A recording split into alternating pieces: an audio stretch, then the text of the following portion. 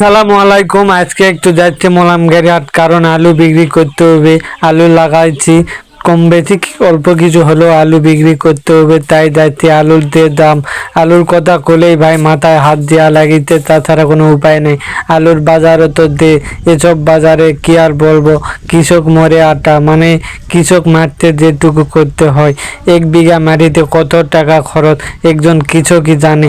তারপর আলু তোলা বা ওনি এসব মিলে অনেক টাকাই এবারে লস পড়ে যায়।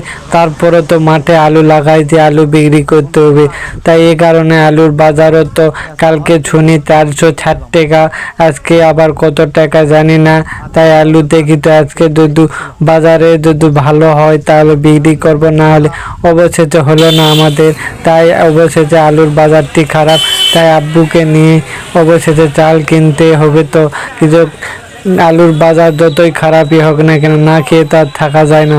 তাই আব্বুকে নিয়ে চালের দোকানে এলাম, চাল তো কিনতে হবে, কারণ না খেয়ে তো থাকা যাবে না। তাই চালের দোকানে এসে আব্বু চাল কিনলো, আর আমি এখানে মানে ভ্যানেতে বসেছিলাম।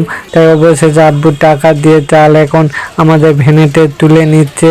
ও তাই অবশেষে আমরাও আব্বু এর সাথে এখন চলে এলাম। তাই আর কি বলবো রে ভাই, আলুর যে বাজার, আলুর বাজারে খেয়ে না খেয়ে